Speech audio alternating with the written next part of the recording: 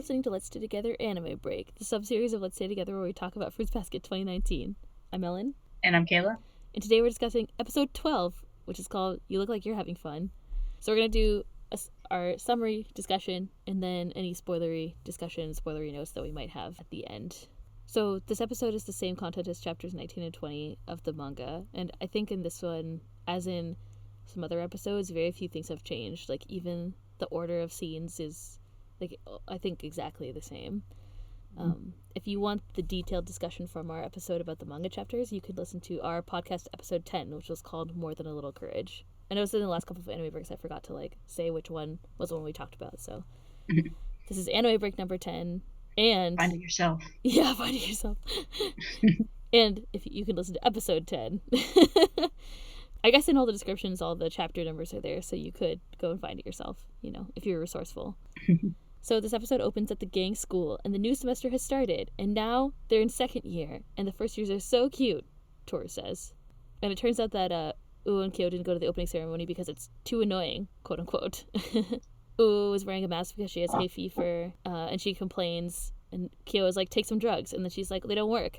Maybe it was all the drugs I took in my youth, and he's like, what drugs? Which is still hilarious.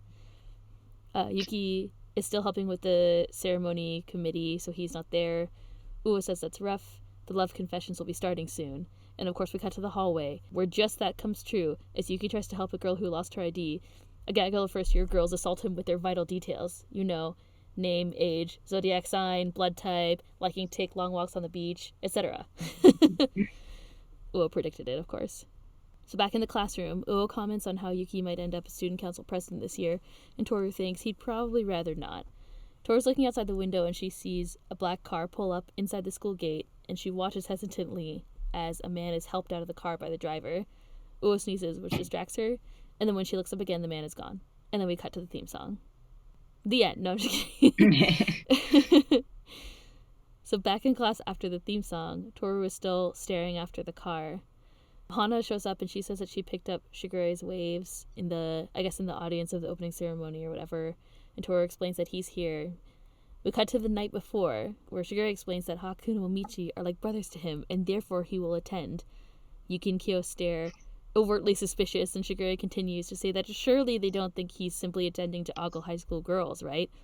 He's an idiot, Hana says.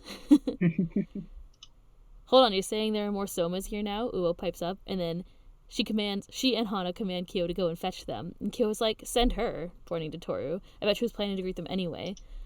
Hana comes to his side and puts her hand on his shoulder and then hovers over him threateningly, surrounded by a purple aura, and is like, why would I bother her with something like that? Kyo, of course, complains and argues, but he and Tohru end up going together. And Uo comments as they leave that it's getting harder and harder for Kyo to say no to Tohru. And Hana is like, it's interesting. So outside of a classroom in the hallway, Kyo finds some girls who are in Momiji and Haru's class to get them for him, and they hurry off excitedly. While he waits for them to come back, he hears some asshole guys talking about Tohru, who's standing in the hallway behind him. See that girl over there? Isn't she cute? She looks pretty spacey, though. Suits me. Assertive girls are a pain, Let's go talk to her. But before they can, Kyo pounds the wall above Toru's head. And the guys gasp in surprise, as does Tohru, but not as much as the guys did. Tohru looks up at him, and then Kyo grunts, and he looks back at the dumb boys, and then they run off, terrified, of course. Kyo sasses Tohru for being a ditz, and then gently bonks her on the head as his way. Yeah, karate chop one this time. Yeah, instead of like a little, I don't know, like a fist, it was like a chop. At least be on the lookout when you're alone, he says. And she's like, right, and then looks super serious and focused, and then he's like, I said when you're alone, and then she's like, right. And there's like little music that accompanied both those things, which was hilarious. I didn't mean that in a weird way, all right, he says, and Tohru was like, what's weird about it? And then Kyo was like, what was I anxious for? Am I stupid? But this weird conversation of theirs is interrupted by Momiji saying, hello, and running over happily. He's shown running over wearing the girls' school uniform top and a hat, which appears to be custom, because we've never seen anybody else wear the hat. And, like, different, like, dark shorts, like maybe the gym shorts. Kyo looks annoyed, knocks him down, and then picks up Momiji by the lapels and shakes him. How am I supposed to be calm when he comes to school like this? Kyo says. Haru also appears, shirt unbuttoned, necklaces a-sparkle, accompanied by the soundtrack of a gentle ringing of a cowbell. I don't know if you noticed that, but there's like a little ringing in the background, which is great. Kyo face palms. Momiji cries as Kyo berates him for wearing the girl's uniform. Even hot mess Haru over there is better than that, Kyo says. I'm really curious what that actually said. I know in the dub he said, even this wannabe playboy put on the right jacket for Haru. But yeah, I don't know. I thought that was funny. I didn't look it up, but it was really funny. Like hot mess Haru. It's gonna be my new nickname for him. As calmly as ever, hot mess Haru. No, I'm just kidding. As calmly as ever, Haru comments that if it looks good on him, he doesn't see what the problem is. Yuki appears, coming up the hall, and the first thing he says is, "I can't believe you're wearing that, Momiji."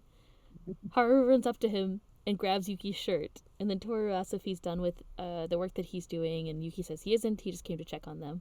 "Hey, guess what?" Momiji says. "I got told not to run around at school because I might crash into a girl, so while I'm at school, I'm playing it cool," Momiji says, which is still great. It was one of my favorite lines from the manga, and it's there also. "Cool?" Kyo asks. "In that outfit?" "Your dubiousness is justified, Kyo Soma of Class 2D, a voice calls. An older boy student appears, accompanied by two girls. And some very dramatic music. Yes, and then they stop and they pose with their hands on their hips as they walk over, which is hilarious and also dramatic. All the while, the guy comments on how Kyo's orange hair bothers him, but a boy wearing a girl's uniform is unprecedented, shameless. The teachers may allow it, but he will not, because he is Makoto Takei, otherwise known as the commander of the school defense force. And then the girls clap after he says that, like a little golf clap. My notes for this section just say LOL at the president's intro. Yeah, basically. It's a full, there's like a bunch of like really dramatically animated backgrounds, like when he holds his hand up and he's yelling. And then I loved how they all stopped and like posed with their hands on their hips. It was really funny. It's all just really good. Yeah, basically. Most of this scene is really great, all the interaction with the president. So the girls clap, and then Makoto turns his attention to Hatsuharu. So he's already like been sassing Momiji. Now he's gonna sass Hatsuharu, and he chastises Haru for his hair and his jangly jewelry, which is funny. Makoto, of course, doesn't believe that his hair color is natural. And then he turns back to Momiji again. "And what about you, Momiji? Is that your natural self? Have you no male pride? If you're like this at your age, your life is on the fast track to failure." And of course, Momiji is upset and protests, saying that the uniform looks better on him. And Tohru actually steps in between them and asks Makoto not to be so harsh on Momiji. Makoto says that he isn't being harsh, he's just expressing an opinion in accordance with common sense. "Shut up," Haru says. Kyo and Makoto look nervous. They're the only ones who are on screen. They look nervous. "Fine, let me ask you. Are guys wearing neckties never muggers? Are guys with piercings never bullies? Do guys with black hair never murder people?"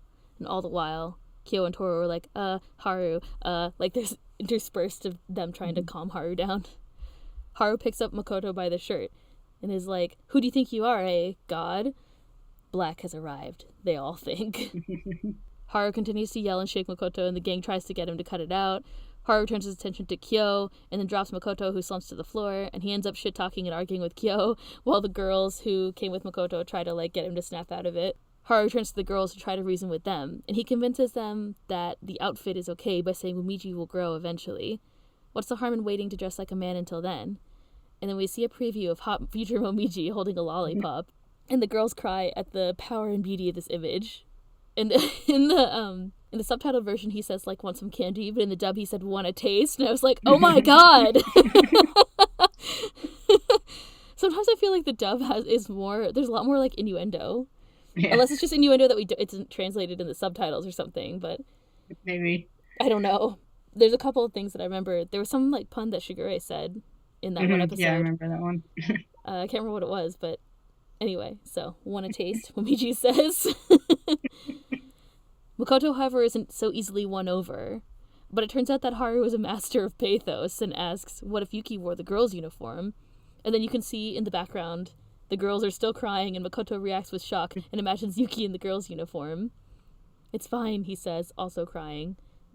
And then in the I think he just calls him president, but the way that it was translated was like Eric Vale going, Mr. President, in the, in the thing, and it was really good. I was like, oh dear. Reference I wasn't expecting in Fruits Basket. Yeah, I know. It's not fine, Yuki says. I'm cutting ties with you if you don't quit it, he says to Haru. It was just rhetorical, don't be mad, Hatsuharu replies. See, I was right. He's a master of pathos. For now, the argument seems to have been sufficiently won, so Makoto turns his attention back to Haru's hair. But Haru is a master of logos as well, and he drags Makoto off to the bathroom to prove it to him. And it's also really great when he's dragging him off to the bathroom, because, like, his feet, like, drag and, like, squeak on the floor, which is really funny. Like, the sound effects while he's dragging him are hilarious. My favorite detail is that the girls are still, like, on their knees in the worshipful pose. Yeah, around them. The whole time they're still crying and they're, yes, worshiping the image of Momiji, which is great. From the bathroom, we hear a scream, and then Makoto and Haru leave the bathroom, and Makoto, like, cleans his glasses, and it turns out that he acknowledges the incontrovertible proof that he has just witnessed. You win for today, he says, and then he retreats with the girls. After they're gone, Tohru turns to Hatsuharu and it's like, how did you prove your natural hair color? And Yuki and Kyo are so uncomfortable that they go grayscale. You want to do it and find out? Haru says, caressing her face. I'm in if you are. You know, these are the certain things and uncertain things that Haru was referring to in the episode where he was introduced, right? We don't have to be hugging, too. But then he's cut off by Yuki and Kyo putting the smack down on him. Yuki and Kyo pant in unison, saying, the black one is the one I can't handle. Don't worry about it, Honda-san. And Haru suddenly sits up calmly and says, I'm kind of tired now. And Yuki and Kyo are like, you're tired, of course. The bell rings, so they end up needing to split up. Tohru asks if they wouldn't mind meeting her friends after school. Momiji agrees. And then he asks Yuki and Kyo to stay behind for a second, so Tohru heads back to class. And after she leaves, Kyo's like, what's with the formal request? You know, I'll thrash you if it's something dumb, which is great. I like how all of the jokes from the manga that we thought were hilarious, they kept. This is one of them, where they're like, if it's stupid, I'll hit you or something. I can't remember exactly what he said. We cut to outside. We can see the cherry trees are blooming at the school, because of course it's springtime, right? Tohru comments on what a big fun to do it all was to herself. You look like you're having fun, a mysterious voice calls. And then we cut back to school where Momiji, it turns out that Momiji wasn't fucking around. I heard we have a visitor, Momiji says. Yuki's eyes widen.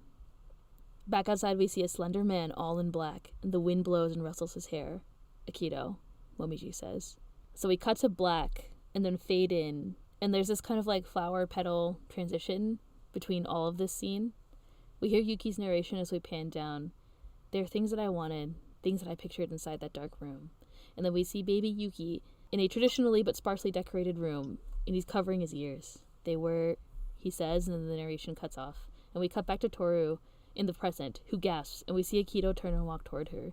And we can hear Haru while Akito's walking. Apparently Akito suddenly said, I'll come along. We thought we should tell you, especially if you didn't want to cross paths, Momiji adds. Yuki turns to leave, and the others look after him as he does. Outside again, Akito approaches Tohru. And she remembers seeing him in the car at the main house when she went to visit Tori after the culture festival. Akito-san, she says. That's right, Honda Tohru-san, he says. And Tohru suddenly panics, then introduces herself, bowing very deeply and respectfully. While her head is still bowed, she wonders why Akito suddenly came to school, and if they should really be meeting so casually. She didn't expect someone so young and just as beautiful as Yuki. And, she thinks, this is the one who hurt Hattori's eye. Well, you strike me as feminine and gentle. Thank goodness you seem to be a good person and quite cute, Akito says, smiling. Toru's like, no, and Akito is like, don't get flustered, you really are cute. Which is like, if you listen to, it struck me in the subtitle version as the fakest laugh in the world. It was like so intense. I can't remember exactly what the dub one sounded like, but I was like, oh no, when Akito laughed. So we cut back inside the school. And we see Akito and Tohru outside. So it's like a view from inside of the school. And their conversation continues. Akito apologizes for not introducing himself sooner. And then Yuki sees them. He panics and he like presses his hand against the glass. And then we see his face looking concerned and also determined as Akito asks Tohru, "You're not angry though, right?" And she says, "No, not at all." And then Yuki runs off. So we cut back to the kind of like exterior hallway where Akito and Tohru are, so like back in their perspective. And Akito formally introduces himself and Tohru bows again. Akito seems softer than I imagined somehow, she thinks. "I'd like us to get along well," Akito says and smiles. Shigure's evil smile, I wrote in my notes. "And please take care of Yuki and the others." "Akito," we hear. And then they both turn around to see that Yuki has arrived. "Ah, Yuki, I've missed you, Yuki. You know, it feels like it's been forever since I last saw you. You're looking grown up and taller," Akito says, approaching Yuki with arms open. Face still kind of terrifyingly smiling from before. And in the dub, Akito calls Yuki my boy, which is extra creepy. Oh, so creepy. The whole scene with especially this part when Yuki shows up, it's like extra creepy. Mm-hmm. From the time that Akito like smiles at Tohru and they introduce themselves to like this point is creepy, and then this part is extra creepy. Yeah, it's like, "Yuki, my boy, you're so big," or whatever. Like, it's so weird. So uncomfortable. "What did you do?" Yuki asks. And he stutters. In the Japanese version, there's a point where he stutters, which we never hear Yuki do, like, ever. And I was like, ooh, it was great. It felt really good. Really sad, but good. Yeah. "So what did you do?" Yuki stutters. "What did you do to Honda-san?" And Akito's smile doesn't change at all. And Akito tilts his head and says, "Nothing, I was just introducing myself." And then Akito turns back to Tohru and is like, "Right, Tohru-san? I was just introducing myself." And she's like, yes, of course, because, like, what else can you say?" So Akito turns back to Yuki and says in a much, much darker tone of voice, "More importantly, Yuki, there's something I really want to ask you." So Akito closes the distance between them and caresses Yuki's face, and as he does, Yuki's expression changes from determination to terror. "Why'd you skip New Year's? Why would you do that? And when I've become so generous lately," Akito says. And we zoom in on Akito's face, who's still smiling, a truly chilling smile at this point. And Akito says, "When you do things like that, it seriously hurts my feelings." And then the perspective changes to Yuki's terrified face. Akito continues, "Do I have to re-educate you, I wonder? In your special room?" And we see the same scene from earlier of baby Yuki on the floor covering his ears, and another child with dark hair, who presumably is Akito, paints dramatically on the wall with a crazed expression. And we see baby Yuki's wide, terrified eyes before transitioning back to the present. "Will I be forced to spend long days teaching you the proper disposition again?" Akito says. Yuki visibly shakes, and Tohru seems to realize, like, she can see kind of what's happening, although later she says that she can't hear what they're saying. Yeah, another creepy dub edition. Akito says, "Or have you learned to be a good boy?" Yeah. The whole dialogue is creepy. Yeah. Tohru suddenly steps in and pushes Akito, and then there's an awkward silence before she manages to sputter, "I'm sorry, but we have to get back to our classroom or we'll get in trouble." "Oh, right," Akito says. "Sorry, I should go back to Shigure and the others. They must be worried." And Akito smiles softly again, and then turns to Yuki and says, "Yuki, I hope you have a fun school life here." And then Akito begins to walk away, but looks back over his shoulder and says, "It'd make me happy if you come visit sometime soon," and then slowly walks off. Just the whole exchange is terrifying. It's really creepy. From the second floor hallway, Kyo and Akito make eye contact. So Kyo sees Akito walking away, and we zoom in on Kyo, who looks angry and scared. Like, you can see his pupils are super narrow and like kitty-like, which we very rarely see, I feel like. So we cut back to Tohru and Yuki, who are both looking at their hands, which I thought was interesting. So Yuki's hands are shaking, right? So he's looking at his hand, and Tohru looks at hers because she just like pushed Akito dramatically. Tohru thinks, "I shoved my way between them without thinking. I didn't know what they were talking about, but..." And then she looks over at Yuki, whose hand is still shaking. "I think Akito must be someone scary." That look, she thinks, imagining Akito's scary smile from before. Maybe that's what hostility means. Am I hated? She wonders.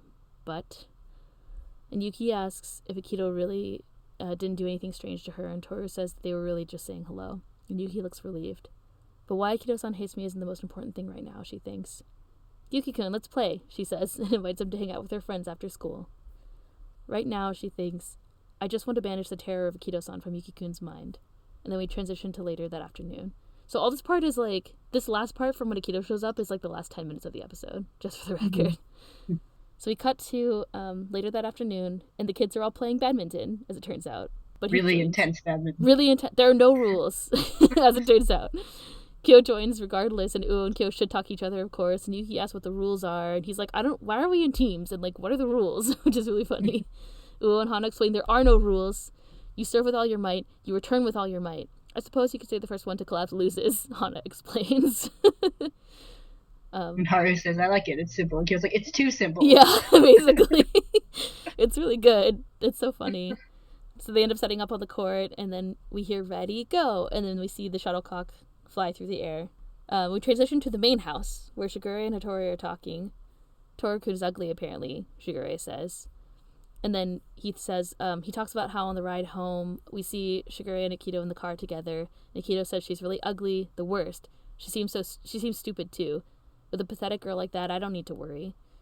And Akito smiles a dark, grinchy-looking kind of smile. Yuki is bound to come back to me. After all, he's still scared when he sees me. That proves he can't forget me, doesn't it? And then Shigure, in the present, says, if you lock a kid up in a dark room and psychologically torture him for that long, the concern evident in his voice. We cut to a scene from the past. Yuki is on his knees and looking down, grasping Shigure's sleeve. And Shigure stands. Get me out, Yuki begs. Get me out of here. Then we fade back to the present. Shigure says, I guess that would be hard to forget.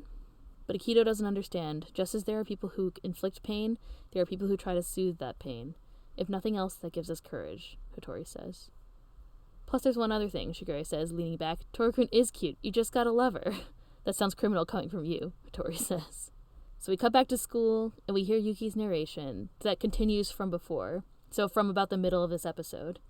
There are things that I wanted, things that I pictured to myself. Parents who would hug me, a home that I would return to, a place where everyone smiled, a me that everyone wouldn't leave. And there's some nice, soft piano music in the background, and when he says each of those things, we see different people. We see Kyo, Uo, Haru, Momiji, and Hana trying their hardest at badminton, or if you're Hana, just simply standing there and holding the racket to hit. Yuki looks over at Toru, and the narration continues. A warm place, a warm person. We see him smiling contentedly, and he says, they really exist. There's another, scene of the birdie being hit and flying. They're real, he says. And then we transition to later that evening, where everyone but Hana is panting and exhausted. She takes off, and so does Uo, Momiji, and Haru. I was worried at first, Haru says, looking over at Yuki. But Yuki seems okay, and he thanks Toru. Mom, Toru thinks, I met the head of the Sohma family today. He struck me as an unusual person. Is he one of Zodiac too? To be honest, I felt a little scared of him. Yuki interrupts her narration by saying, should we go home too? Toru's narration continues, but after spending time with my friends, that fear feels worlds away. And then we cut to credits. And then in the credits, the additional, thing of Yuki and Toru's hands being close together is still there. Mm-hmm. Just for the record. The end. Yay. That was a good one. Mm-hmm. The first thing that you asked me today, before we started recording, was, did you watch the dub also? And the answer is yes. Yes, I did. And then I also looked up who was playing Akito, and it's Colleen Clinkenbeard. I can't remember if we discussed this before. I don't think we did on the podcast, or maybe I think we did amongst ourselves. I don't think we did on the possibly awesome podcast. Yeah, Colleen Clinkenbeard did an amazing job, I felt. Mm-hmm. If you're a sub-only listener, I would recommend at least popping over to listen to Akito's scene in this episode, because it's really well done. It was good. I mean, all of them were good. Yeah, they're all good, but you get a lot more Akito in this anime than the previous anime, so you kind of know the other ones are good because they've already done it. But this is a new actress for Akito, and a different kind of approach to the character in this series, I think. I think so. I think that I think in the original anime, Akito is treated as this super kind of mysterious, obviously dangerous person, but I feel somehow more so mysterious. And I feel you get a lot less Akito in the original, I think. You do. I mean, this scene I think is in the original. Mm-hmm. And it's just as dramatic. But I think the thing that's interesting about this is that, and I haven't watched that episode recently, so I'm not exactly sure, but the interesting thing about this episode especially is how manipulative Akito comes off, I think. Mm-hmm. Rather than just being kind of mysterious and scary. Yeah. It's the manipulation is very clear, which is cool. Mm-hmm. I think he was treated as more of kind of almost like an omnipotent, otherworldly kind of threat. Mm-hmm. Not just a super manipulative person. Yeah, he's more a more down-to-earth, realistic kind of dangerous person. Yeah, a more realistic dangerous person. Yeah. So yeah, I definitely recommend, if you watch one or the other, I recommend watching both, actually, if you can. Because Akito's voice actor in Japanese is also, like, off the chain, I think. Yeah. Like, she is doing things with her voice that is so menacing. Like, it's really, really interesting. And I deeply appreciate it. So yeah. And then, like I said, I think the way that the actor who plays Yuki as well played this part really interestingly, because I feel like we haven't seen Yuki be kind of clearly, like, weak position before in the series. I'm just thinking back. Usually he's really calm and kind of, like, reserved, right? Yeah. Sometimes he, like, gets sassy with Kyo, but in this case, like, the way that his voice is like, clearly terrified, which is really cool. So yeah, I highly recommend both versions of these episodes. Yeah. This was a really good one. I was pleased, and I was pleased all the jokes were there. Yeah. Like, every joke that was good is still there, and, like, nothing. I think it's interesting because basically nothing was cut, which I think is good. But I did feel like, so there's the part in the middle where Yuki says there was something that I wanted in that dark room or whatever, and there's 2 chapters that are covered here in the manga. That is the beginning of the second chapter. So it felt a little bit disjointed to me. It's like there's, like, Akito shows up and then it doesn't roll straight into the next thing. It's like we get this cut from Yuki first. And I felt a little bit disjointed to me personally. Like, I think it might have been better narratively to put it somewhere else in the episode, like maybe at the beginning or whatever. But I just think it was kind of meant to be jarring. Maybe. It's like everyone's kind of shocked at Akito showing up. And it's interesting also because, like, there is a really clear transition where we have the, like, the cherry blossom petals falling in between there. So, like, visually, I think the transition is pretty seamless. And then, yeah, I don't know. It could be, I think, like, it's definitely jarring. So therefore, if that's what they're going for, it's a good choice. And I think the other thing is, like, it cuts. So, like, both of these chapters, they clearly have certain themes. I feel like we talked about them before in our episode, of things like identity and things like gender identity and stuff like that. We were talking about Momiji's outfit. But I also feel like the way that it's split, it feels a little disjointed to me still. Like, I wonder if there is some overall themes of all the things that happen where Akito is there making people uncomfortable. Maybe there's something like the president is there at first trying to be really controlling, I guess, not necessarily being successful. And then Akito is there in a similar, contrasting position of authority, also being really controlling and manipulative in, like, an actually scary way. So yeah, I don't know. Anyway, that's just my thoughts. I didn't have I don't know, I thought that it was interesting. It feels a little bit more disconnected because of that break in the middle, or because of that scene in the middle, I felt, in the anime than it did in the manga, because, like, I guess there's actually there's, like, a page flip in between or something. It kind of puts you in a different mindset, I think. Yeah. I think that's, like, kind of meant to sort of bring you down to the slightly darker tone of the second half of the episode. Yeah. That definitely has to happen, because the first half is, like, because you got to break between the comedy to... Yeah.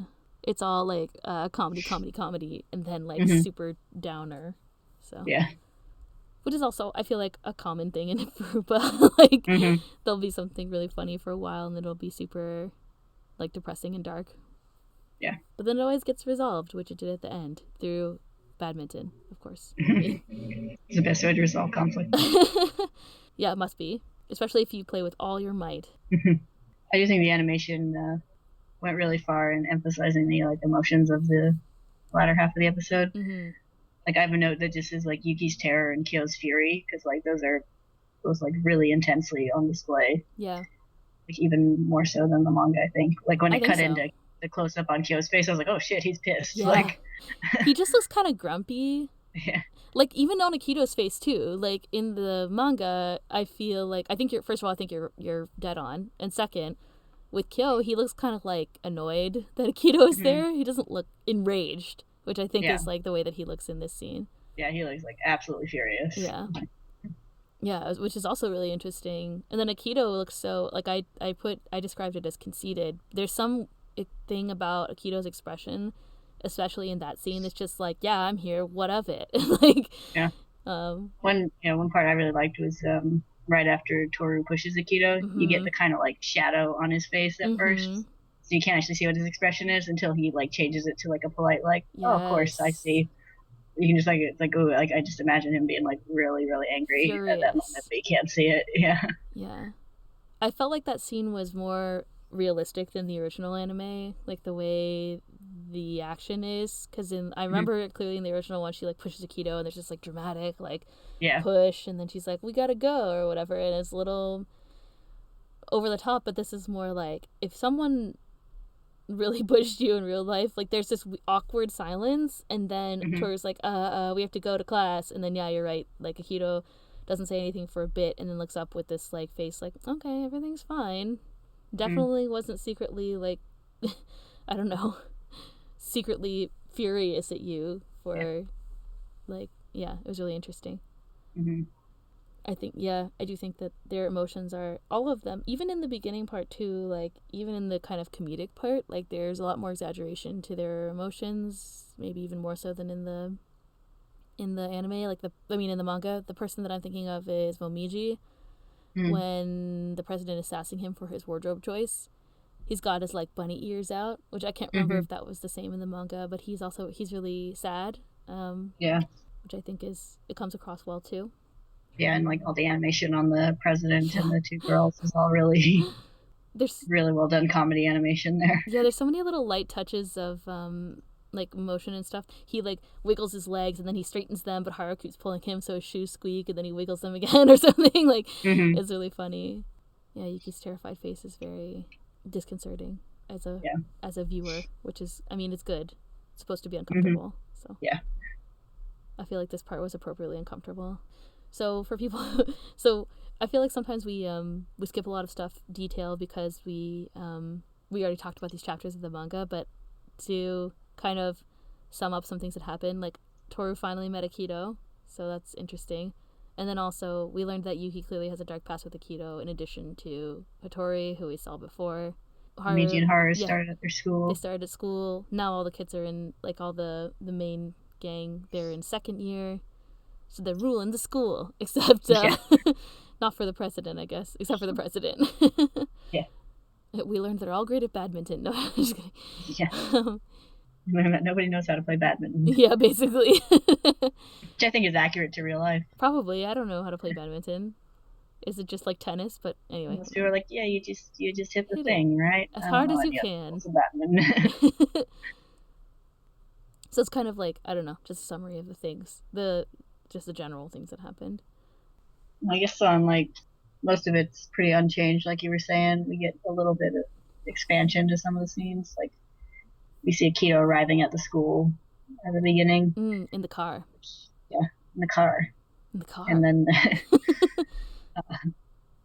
and we see like just some little bits that like we see Yuki seeing them talking before showing up when Yes. it, with Akito and Tohru. So just some little expansions to scenes.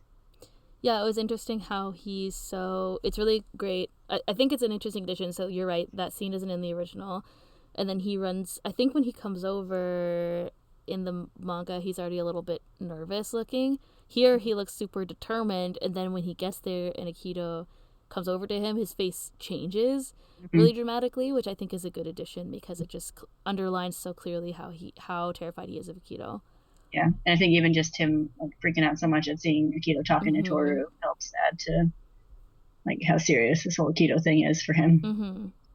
It's interesting that Akito gets like helped out of the car too, not to tack more Yeah, things on, but I don't know why. There's something about it that's like it just shows like I think that how how much power Akito has or something maybe mm-hmm. within the family, and then you got Toru just like pushing Akito around, which is really interesting. Yeah. So Well, they talk about Akito being frail and sickly a lot, which mm-hmm. I would think it's an interesting contrast between him being apparently pretty physically weak, but all the power and Mm-hmm. influence he holds over the other Somas, where Mm-hmm. they're all like terrified of him. It's true. One scene that wasn't I felt like wasn't as emphasized as something that was in the manga is like when Yuki leaves the group. So when they say that Akito is there and then Yuki leaves, he in the manga it seemed like there was this extended like a panel where Kyo looks back at Yuki, or looks at Yuki, and he looks kind of concerned. Mm-hmm. And here I feel like that didn't really happen. So it's kind of interesting. It wasn't as emphasized as much. We still get them like watching him go, but they're all kind of like, sort of he's a leaving. Group, a group scene where they're watching. Yeah. So I feel like that kind of like point of development between the two of them wasn't necessarily highlighted. So I'm sure like it's not really a big deal, but I thought it was something that stood out to me when we read the chapters, and so it not being there kind of like it also stands out a little bit. Mm-hmm. The one non-spoilery other thing that I wanted to discuss is like on a lighter note, the part where Kyo hits the wall. Apparently, Takaya says that this isn't a kabedan, which is like the cliche thing where, or whatever, the trope where someone who has a love interest, like, typically it's like a female character who's against the wall, and the guy, like, kind of pounds the wall beside her with his hand, or kind of traps her there with his hand, and then has some kind of dramatic confession or whatever. So Takaya says it isn't a kabedan, which I think is funny, because I think that it is. But I don't know. I just wanted to know what you thought. I think it's a deliberately invoked one. Yeah. It's funny because it's invoked to... It's interesting because it's invoked to, like, scare the douchebag guys off. Yeah. Or to scare the guys who are clearly looking to take advantage of Tohru off, instead of do something to Tohru, which is really interesting. So it's kind of a subversion of that trope. Yeah. Which is nice. Kyo's just looking out for her. And then she can space out when he's there. Yeah. But not in a weird way or whatever. I don't think anything else happened. We didn't really learn anything specific about the curse. We didn't... Like, I'm trying to think of the things that we normally kind of highlight. So, we didn't learn anything specific about the curse. We kind of covered all the, like, just things that happened, plot things that happened, like people who started school and whatever. Hana said that she sent Shigure. I don't remember if she said specifically she can tell certain things about certain people, or like it's kind of already been covered, I feel like. So we didn't learn anything new about Hana. Yeah, I don't know. I feel like that's everything that's not spoilery. I have spoilery things to talk to you about. Yeah, I have a couple spoiler things, but okay. I don't have anything else. Okay, well, in that case, this has been an efficient episode, I feel. So, next anime break, we'll be talking about episode 13, which is called How Have You Been, My Brother? I'm so excited. So, yes, thank you all for listening, as usual. We get notes and asks sometimes. If you want to send one yourself, you can send us a note on Tumblr or Twitter, or you can email us at staytogetherpodcast@gmail.com, or you can go to our website, staytogetherpodcast.com. There's like a form there that you can use to contact us. Also, if you're enjoying this podcast, I never say this, I don't think I've said it in a long time, but you can also leave a review and like rate the podcast in the app of your choice, which is also helpful for, anybody else who might be looking to listen to a podcast about Furuba. There are a couple people who commented recently who were like, I'm so excited, like I was looking for more Furuba content and now I found it. So if you want to help other people find good Furuba content, or content that you might think is good, I can't say one way or another if I think it's good or not. That would be biased. I mean, I think it's great. It's amazing. If you want to let people or help people kind of find this, you're enjoying it, and you want to help people find this, leave a message, or you can leave a review and a rating, and that's all helpful for us getting higher in the charts and junk like that. I don't know how these things work. I just record the podcast, listen.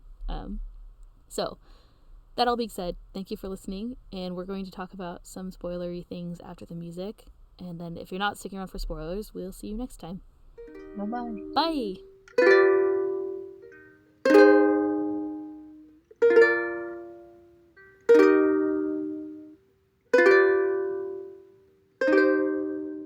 Okay, we're back to talk about spoilers. Spoilers. I was just thinking we say the same thing every time, but also I was thinking, like, how podcasts, recently I was walking home from work, and I was like, podcasts have like a sign-off thing that they do sometimes, like, like, stay classy. That's not a podcast, but you know what I mean. Like, I was watching a YouTube series that's like about paranormal stuff, and they keep saying stay spooky, which is really funny. And I was like, I wonder what it would be for this podcast, like stay fruity? I don't know. So yeah. There's a person who talks about game design. It's called like Snowman's Gaming or something, and he says stay frosty. Stay frosty. So, stay fruity. Stay together. Stay together. let's all stay together. See you next time. No, I don't know. Stay togethery. I mean. Anyway, we're going to talk about spoilers, not weird sign-offs that we could be doing or couldn't be. I thought it was really interesting. Can I start? I'm really excited about this. Go ahead. Okay, good. So, I think, you know how sometimes we talked about how the dialogue is tweaked a little bit between, like, the manga and the anime, or at least, like, the translation of the manga and the subtitles of the anime or whatever, like, the things that we understand without having to dig into it. One thing that I noticed was that Tohru says, I shove my way between them without thinking, when she pushes Akito. And in the manga it was translated as, I can't believe I interfered like that. And I just thought it was interesting how that choice alludes to the overall conflict between her and Akito. And so it's already being set up. They used this as an opportunity to kind of like, or maybe, I don't know, I feel like you could interpret it as being used as a way to set up that conflict here at this point. Yeah. Which I thought was really interesting. Mm-hmm. It's a really minor change. And she says it also in the dub. Like, that's the line in the dub when she's looking at her hands. So I thought it was cool. I liked it. Mm-hmm. Yeah, I thought it was a good translation choice. The other thing that I thought was interesting was, like, so we just read a part, something that, okay, like, I don't know if this is really a deliberate connection, but it's a connection that I feel like I had when I was watching this again. So we just read the part of the manga. If you're listening to this episode by episode, you would have just listened to the one where we talked about, we did the summary, I guess, of the part of the manga where Tohru learns about Kyo's true form, which seems in the manga, I think, like a bigger moment than this. But then thinking back, I feel like, I wonder if this is like a parallel kind of moment in her relationship with Yuki. Like, she didn't learn exactly what the deal was with Yuki, but she saw kind of like how scary Akito is and how scared Yuki was and did something to intervene. Mm-hmm. Which is, I felt like, is kind of a parallel to learning about Kyo's true form and then kind of almost like intervening against himself or whatever, right? And got kind of involved and developed a deeper connection with them because of it. So I kind of wondered if you, I don't know, I thought that was an interesting, it could be interpreted as a parallel in their development. I feel like I always saw it as kind of a parallel to the earlier scene when Shigure, like, I can't remember exactly what it says, but it says thing to freak Kyo out, and he goes running off, and then Tohru goes and finds him. The date, like when he's annoying Kyo, yeah. And he's like, why don't you get to know Yuki better? And then he runs off, yeah, or whatever. Yeah. Yeah, maybe. It's her, like, seeing, like, some kind of darkness there that she's not sure what to do about, or she can even do anything about it yet, but is able to kind of help them temporarily. By, like, kind of distracting from the current problem. Yeah, basically, actually, that's a better parallel, I think. It's a more accurate parallel, where it's like, I don't know what the deal is, but what I can do right now is distract them or tell them that it's okay, or that, you know, whatever. Yeah, that's a good point. Yeah, I wonder if there's another equivalent Yuki Tohru moment that's like Kyo's true form. Yeah. I mean, maybe like at the beach. I don't know. We'll see, won't we?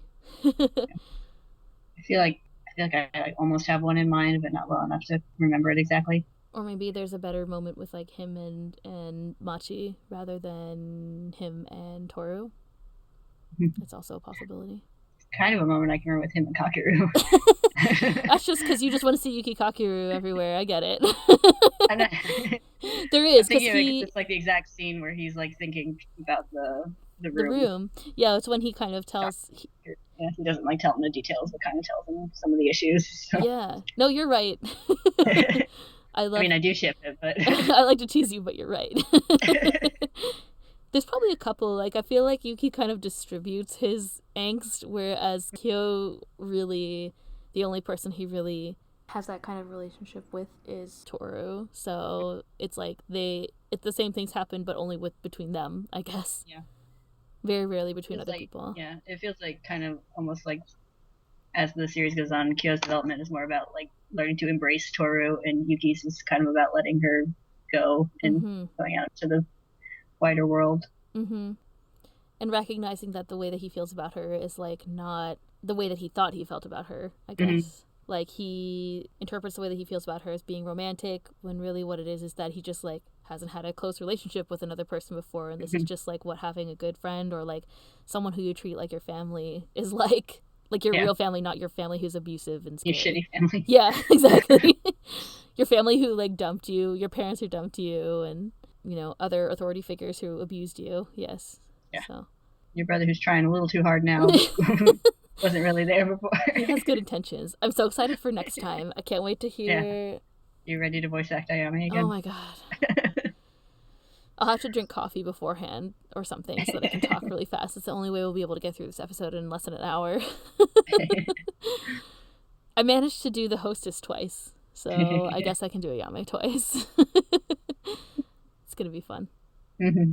Also, like we got some more like I was talking about some scenes that were expanded, and I kept a couple for here because yes, we see a little bit more of Akito's breakdown in Yuki's flashbacks. Yes, the painting on the walls. You only got kind of half frame glimpses of that in the manga, but we saw more of her like painting wildly on the walls. Yes, I think in the manga all you saw was a paintbrush. And like a paintbrush and like an evil baby Akito smile. But, like you don't really see, like you can kind of like if you look at the anime scene slower, like you can see Akito's losing it in that scene. I think you can tell that it's Akito, which is why I didn't hesitate to say that. In the manga I did. When we talked about this chapter in the manga, I was like, and then you see a crazy face or whatever.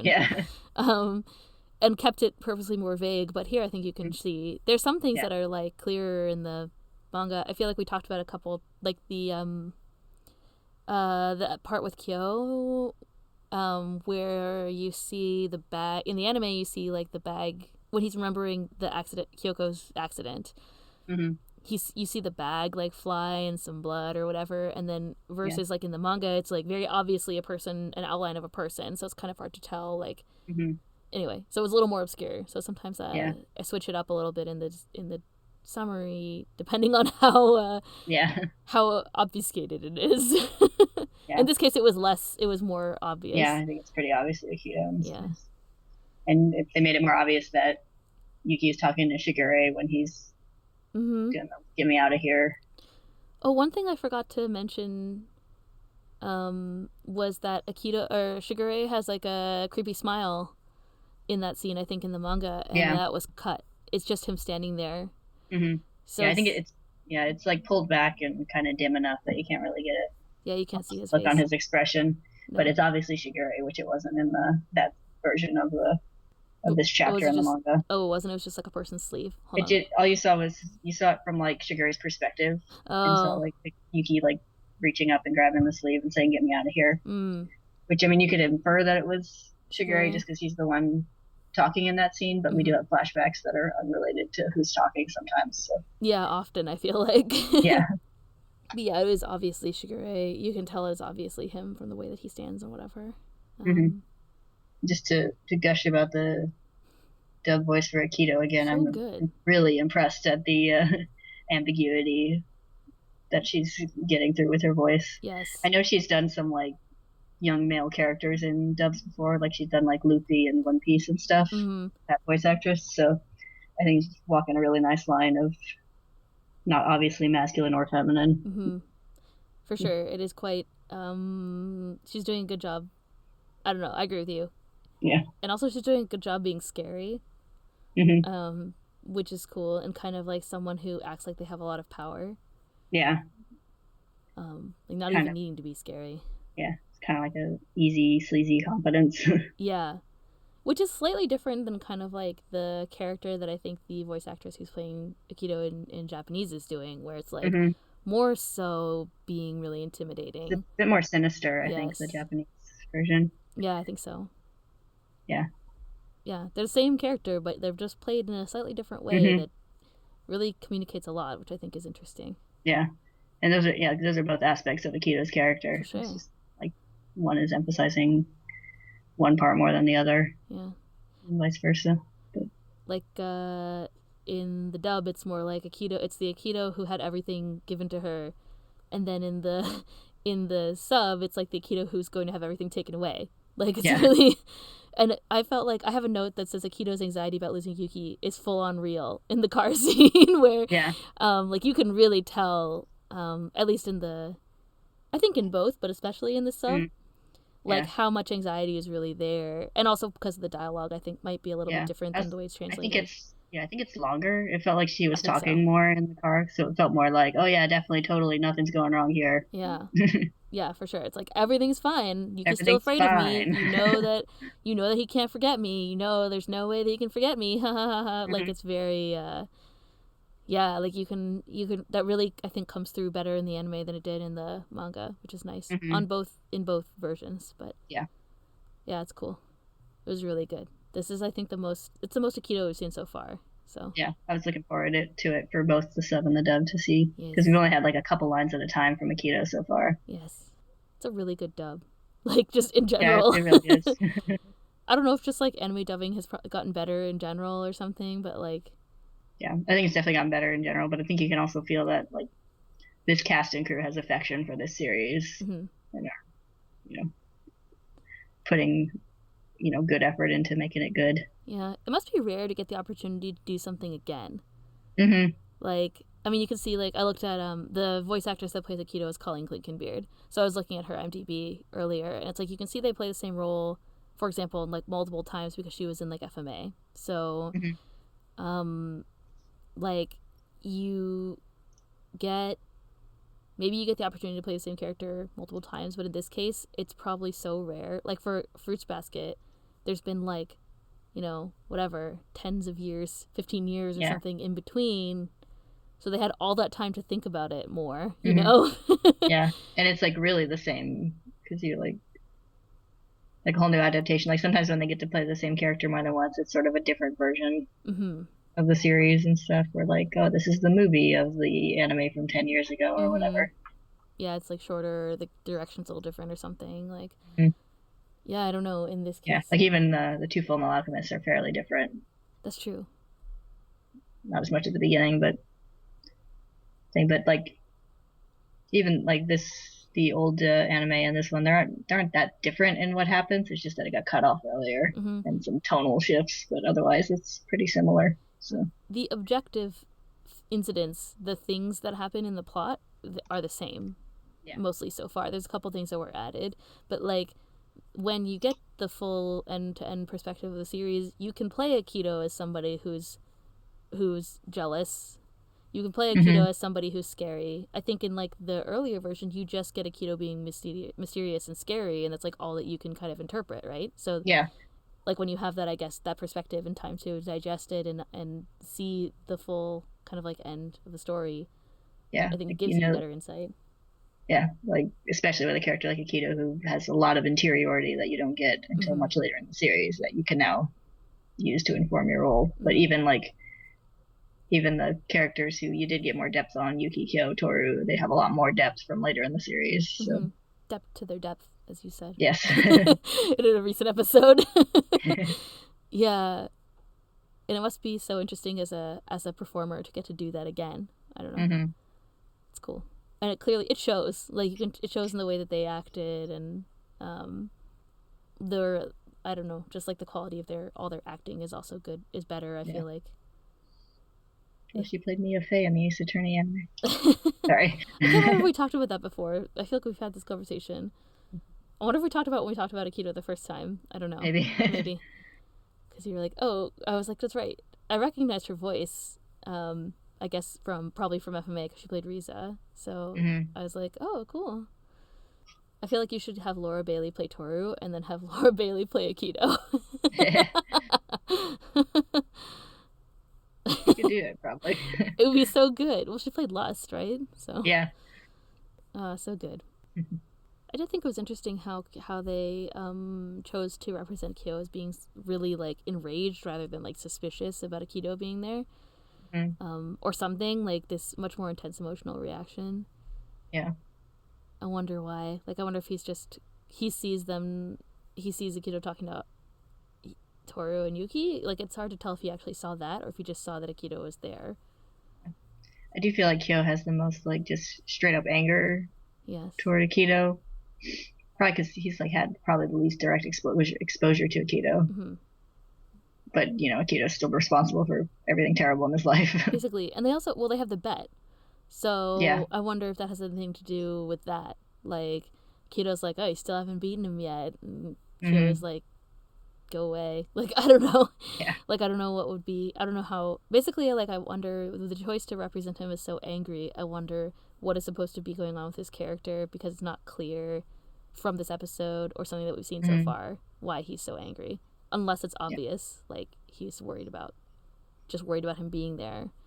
Mm-hmm. So. Oh, one thing that we could talk about, so Uo is like, oh, I guess Yuki will be president next year or whatever. Yeah. And I can't remember if she said that in the manga. Hold on, I'm checking right now. Yeah, I thought that might have been a change. Oh, that's where the prince is. Yeah, I don't think that she said that in the manga. Mm-hmm. So I think that was just a little tiny added line that also alludes to him becoming president, which is cool. Uo's a soothsayer. What can I say? Yeah, she knows things. I think Hana is the one with the sixth sense, but no. Yeah. It's Uo. Okay, so I think that's it for now. Thank you all for listening. Next episode, I know I got a couple messages from people who were like, I can't wait for the discussion on Wednesday. I can't wait. Like, sorry, not sorry. So, next episode that comes out is going to be the continuation of, it's part 2 of where we discuss what happened with Kyo's true form. So, I know everyone's already excited for it based on the response that I saw on the social networking. So, I'm excited, and I already know what we say. Yeah, I already know what we say, except I kind of forgot. I have to edit it still, so I'm excited to listen to it again and edit it. You're excited to edit it and go, man, we made some good points. Yes, exactly. I do that every time. It's really funny because I listen to it and I'm like, interesting. And then I like listen to it again when it comes out and I'm like, that was good. Like, it takes multiple times. And then people still send comments and they're like, that part where you said that thing. And I'm like, I don't remember what we said. So someone listen recently... to it and then give yourself a little like shoulder bump from the end of Breakfast Club. Yeah. You did good, kid, I say to myself. Or I'm like, man, this is a great podcast. Like, as if I'm not the one who makes it. Like, oh, I enjoy listening to it. Everyone should subscribe to this podcast. Yes, everyone should. I have no ulterior motive for that to happen.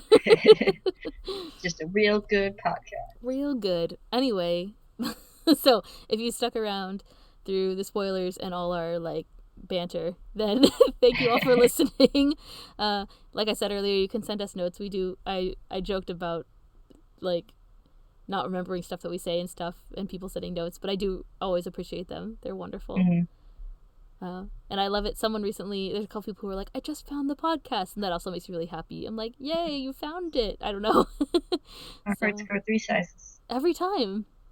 Someday our hearts are going to be really big. Unlike Akito's, who's shriveled and small. Yes. Akito's smile looked decidedly grinchy, and I really strongly avoided putting that into my description, but it was like curled up at the cheeks, whatever, on the ends. I was like, you just look so evil, like, so contorted. But I mean, it'll all be revealed that Akito has reasons for everything, of course, so we'll see. Anyway, like I said, send us your notes. You can rate, review, and subscribe and junk in all of the podcast places. And we will see you next time. Bye. Bye.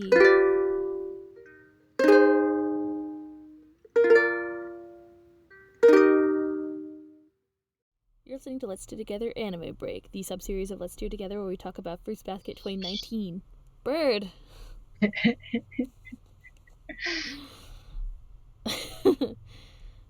You're listening to Let's Stay Together Anime Break, the sub-series... Shush. The sub-series of Let's Stay Together where we talk about Fruits Basket 2019. I'm Ellen. And I'm Kayla. Hi, Bowie. Huh? So he's like, hi, Bowie. That's what he was trying to say all this time.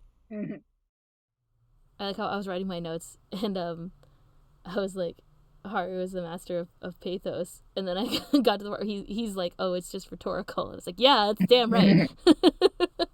That's really funny. To myself, at least. Has to be funny to someone. Yeah, I hope so. There's people that listen to this podcast other than me and you, so it's probably funny. This is the crossover between Ruba fans and philosophy majors. You mean people who took like a 101 speech class or whatever? It's like the 4 types of argument, rhetorical arguments are. Yeah. Anyway, regardless, I'm sure there is a crossover. We haven't made any musical references in a while. Yeah. Sorry. Like we're not living up to our end of the crossover of people who like musicals and people who like Furuba. I'm sure I could make more of an effort if you wanted.